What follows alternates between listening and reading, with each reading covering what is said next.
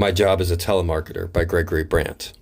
In a story I posted last week, I told you about my first job selling newspaper subscriptions door to door. I had a lot of success there and broke all the sales records. Most sales in a day, most sales in a week, highest paycheck. I was one of the best, if not the best, door-to-door salesman in San Antonio.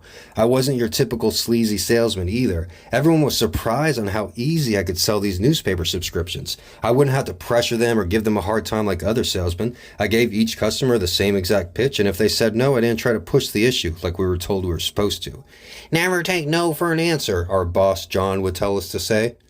Make sure you take at least 3 or 4 no's before you walk away. Put your foot in the door.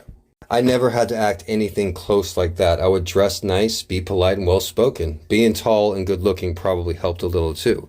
Other quote-unquote top salesmen would lie to the customer or sign up people that already got it delivered, something we definitely weren't allowed to do. I guarantee you most of the other quote-unquote top salesmen from other crews around San Antonio probably ended up in prison or worse. People bought the newspaper for me because they trusted me. The other workers in my own crew, they would say, "Oh, they're only buying it from you because they think you're so cute." Or Jonathan Lewis would be always, "It's just 'cause how you look. It's just 'cause how you look." However, if that was the case, then how do you explain me being able to have so much success selling newspaper subscriptions over the phone?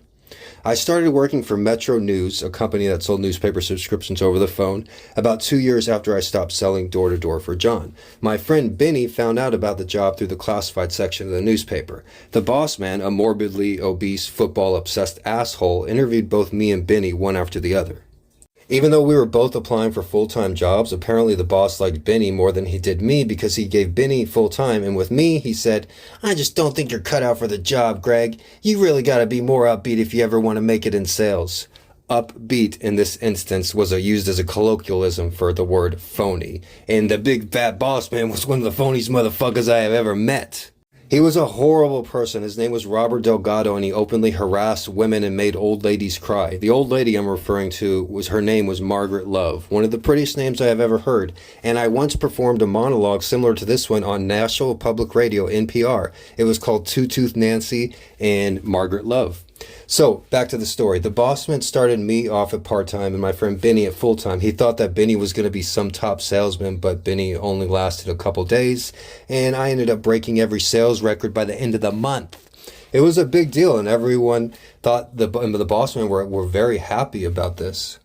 Even though he was completely wrong with his initial assessment of me, he couldn't have been more happy. This was a commission-based gig, and Bossman's paycheck was directly related to how many sales we got. Nobody had ever been able to sell as many newspaper subscriptions as me. I remember them running up and down, literally dancing at my ability to sell newspaper subscriptions. They even invited the billionaire owner to come out and listen to my magic over the phone. Chris Southward, a very wealthy person, a young guy who inherited his wealth. But he would come out and stand in front of me and listen to me almost all day on the phone. After Chris initially heard me, he made it to the office 2 or 3 times a week just to hear me. He would ask me personal questions. I lived alone, had my own apartment, and it was interesting to him. But also, it was the way that I sold so many newspaper subscriptions and I had so much success. Everyone else that was successful at the sales gig, they had to trick the customer into signing up. They had to talk really fast and get their credit card number before the person had time to think. We were encouraged to do this, but it didn't work with me. We were encouraged to get them off the phone as soon as possible because the most shadiest thing is we weren't selling the local newspaper, not at all. We were selling different newspapers across the United States. From dirty office in downtown San Antonio, giving customers the impression that we were calling right down the street.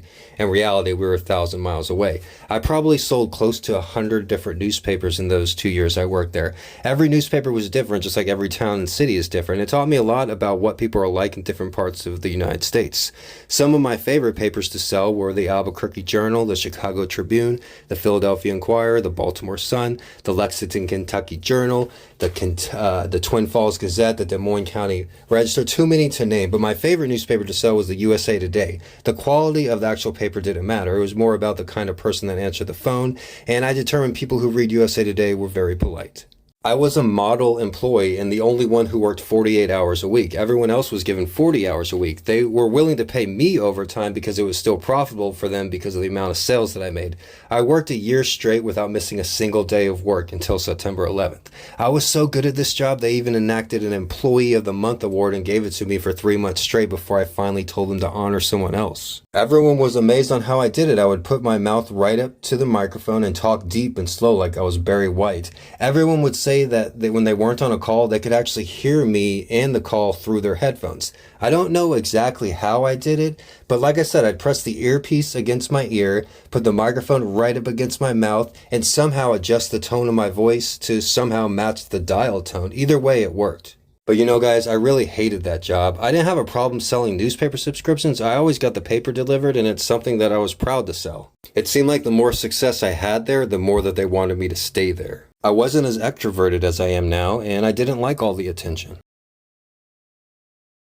The majority of workers there were female, and to say that they were attracted to my deep voice and top salesman status would be an understatement. I never went on any more dates than I did during those 2 years I worked as a telemarketer.